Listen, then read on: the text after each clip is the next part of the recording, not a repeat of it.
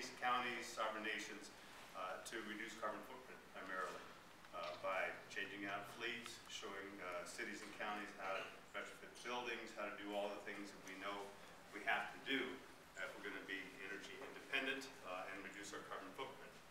ICLEI was formed some 20 years ago, and in part in disappointment with what the federal government was not doing.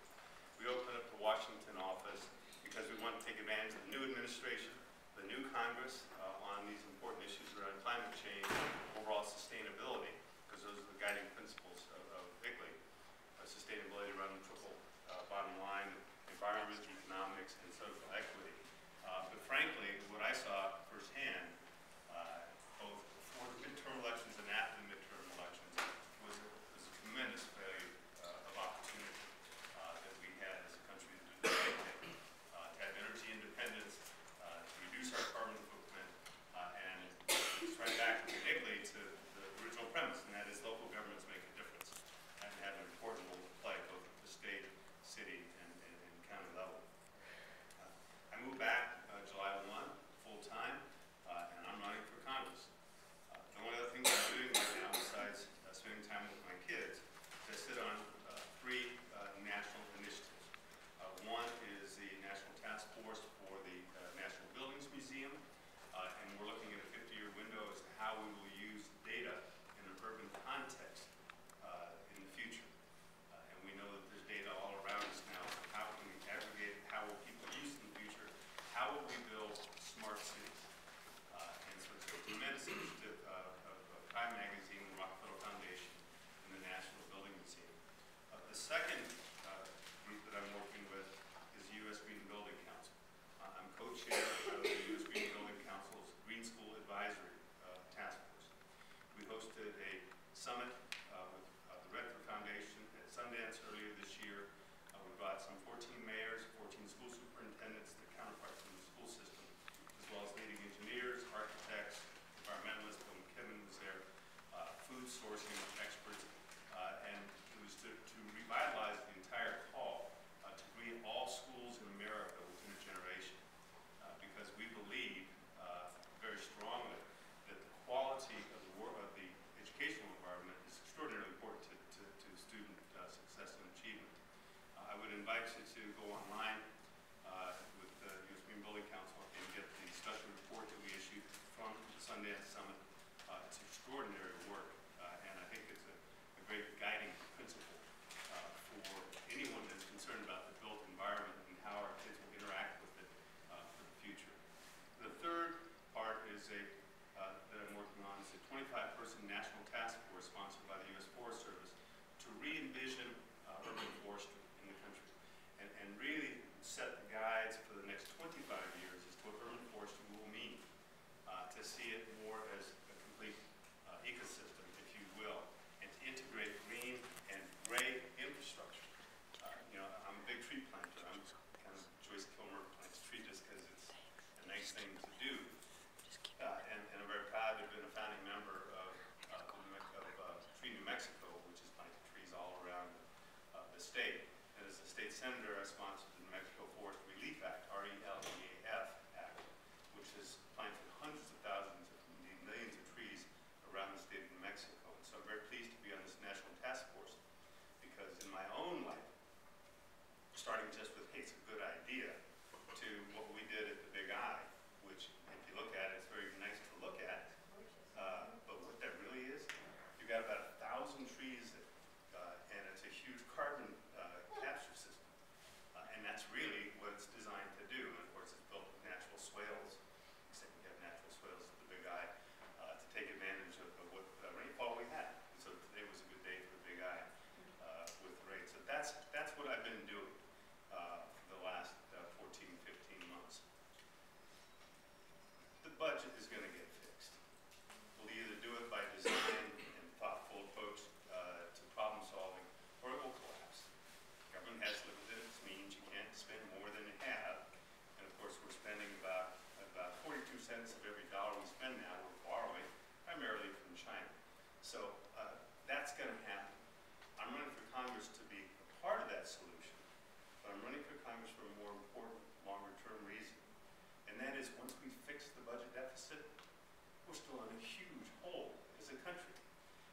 it's not the 1960s or the 70s or even the 80s. I think fundamentally, when the Cold War ended, we failed to make some important decisions as a country. Go back to World War II, the conclusion of World War II, we were the only functioning economy in the world. Europe was devastated, Japan was devastated, China was China at that time, and we were the only economy. And we got pretty happy with ourselves. You know, we built, we grew, we worked hard, we had tremendous economic success. But today, once we balance our budget, here's what we're confronted with. China is no longer a developing nation. I've been there 4 times now. It's a developed nation, and they're competing. They're competing in a semi-capitalist system, which is what I think we have actually too. They've got to try capitalism sometime in the U.S. My workforce, we actually try real capitalism. Europe is a functioning economy. India is functioning economically. Brazil is now functioning. So we're now in this age of new technology and globalization, and we're not ready. We are not ready. Our healthcare system, and these are things that we all know, is not working for us. We spend more on healthcare than any nation on earth. And we're way down in the 20s if it was a successful outcome. And it doesn't matter whether you contrast us with socialized systems, hybrid systems, for-profit systems, they're all performing better than we are. And so we have to step it up. If you go to my website, you'll find my video, because you have to have a pretty video to run for Congress, or Senate, or anything else, and it's very pretty. But it's about education, and it's about growing up here in Albuquerque. And it's a very true story. I grew up over in Southeast Heights. I used to ride my bike 2-3 times a week up to Ernie Powell Library, which is just around the corner, and I'd read. I learned to love reading right there. And that really is what this is all about. So when we first launched the website, somebody said, you know what, Marty? It's about jobs, not education. You're missing the point. I think I'm getting the point exactly. The disparity between those who get a college degree and those who don't in terms of wealth creation is at a greater level today than at any time, I believe, in the history of our country. Our kids aren't learning what they need to learn. Not to compete with Arizona or Texas or Colorado. We're competing in a global economy. Everything that can be automated will be automated. That's just going to happen. We can be against it all we want. Just like the rooster, howling or crowing in the morning, it's not going to change anything. The only thing that's going to change is if we compete. And those things that aren't going to be automated, well, by golly, we need to train our kids to be better thinkers, critical thinkers, problem solvers. And what little manufacturing is left that we can retain, we need to retain it. Because that's where innovation comes from, is when people tinker with ideas and products and things. Because I don't see some of the textile industries, for example, coming back. And we can shift trade policy, we can shift currency policy. Those things are pretty much gone from us. So we need to do what we do best as Americans, and it's innovate. And you're not going to innovate unless you educate. Now, there's a tremendous debate about what the proper role of the federal government should be in education, but I know this, because I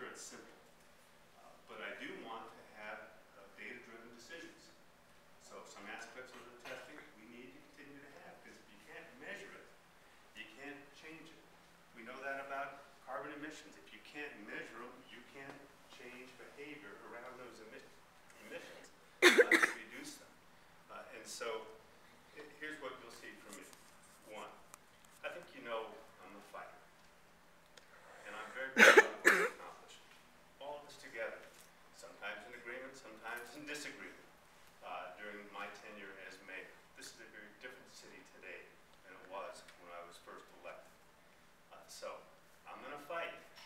But I'm not just going to Washington to fight. They're doing okay on their own. You know, they're just fighting. And it's so bitter, and it's so acerbic. I want to go up there to work. So I think if you look at my record as mayor, I get things done, and I know how to make government work. And that's really what needs to happen in Washington, is to make government work once again. I have my disappointments with this administration, and we could spend an evening, probably all of us together, listing our disappointments. But I want to focus on the accomplishments, because here's what's at stake next year. This is what's at stake. This seat is a must-retain seat for the DCCC. Who can tell me how many years Democrats have controlled this congressional seat in the history of this seat? 3 years. That's exactly right. So we shouldn't be caught thinking, well, gee, this is just our seat now. It's not our seat now. And they're going to fight like crazy to take it back. This is a must-win seat for the Democratic Senate Campaign Committee. If we lose Albuquerque, we will likely lose the Senate race. It is a must-win seat for the presidency. Albuquerque's a bellwether. If we lose Albuquerque, the president likely will not be reelected. And so I want to ask you to really think hard in this primary who we're going to nominate. You won't hear me criticizing my opponents. I respect them, and I will support the nominee of this process. But I think I'm best equipped with my record of accomplishment, what we've done here together, both in the state Senate and here as mayor, to win this seat in November. We don't want to wake up the day after the election and say, gee, the Tea Party still controls the House of Representatives. Now they've got the U.S. Senate. Now they have the White House. That's a game changer, game over. And so I need your help. So I'm here this evening. I want to answer any questions you might have. Specifically, I want to talk about what my intentions are in the immediate future and how I'll vote in Congress. Because I want the Bush tax cuts repealed. I want equity restored to our tax system. At least for people that make $250,000 or more, for crying out loud. But I also want to speak truth with you, and that is, we're not going to be able to tax our way to success any more than we think we can. The Republicans think we can cut our way to success. We're going to have to bring fairness back to the table, hold Wall Street accountable, and do something serious about jobs. And I'm the candidate in this race that's actually created jobs, green jobs. Sandia Technology Park. That was a product of my administration, not alone, but working with people to have good, high-paying green jobs in the community. We need an infrastructure bank. We desperately need an infrastructure bank with focused spending. I'm very proud that we created Rapid Ride during my tenure as mayor, because mass transit is important. And I was the only candidate last election to support rail for the city of Albuquerque, because you have to build. And this is what I tell my friends, particularly in labor. The only way we're going to succeed as a country is to build our way back. No one's going to hand it to us. We have to build our way back. So, water infrastructure, sewer infrastructure, power infrastructure. Now, I don't know if you remember, but I was nominated or awarded actually 3 years ago Energy Innovator of the Year by the National Association of Energy Engineers, because they saw the work that we were doing around smart grids. We've got the same power grid that we had when they first built it. It doesn't work anymore. In a global economy, we have to be able to compete. So I will work for tax equity, we'll work to hold Wall Street accountable. Most importantly, we'll work to invest in our infrastructure as Americans. I don't know if you saw the article a few days ago that they're building a new link in San Francisco, the bridge. Beautiful bridge. Large parts of that bridge are outsourced to China. And again, we can rail against that all we want. Click our heels and say, oh, it's just all regulation. The regulations go away, or just get rid of unions. This is the Republican line that we hear. But at the same time, we can't, on our side, just click our heels and think it's going to go away just because we change one trade policy. We're going to have ourselves. And yes,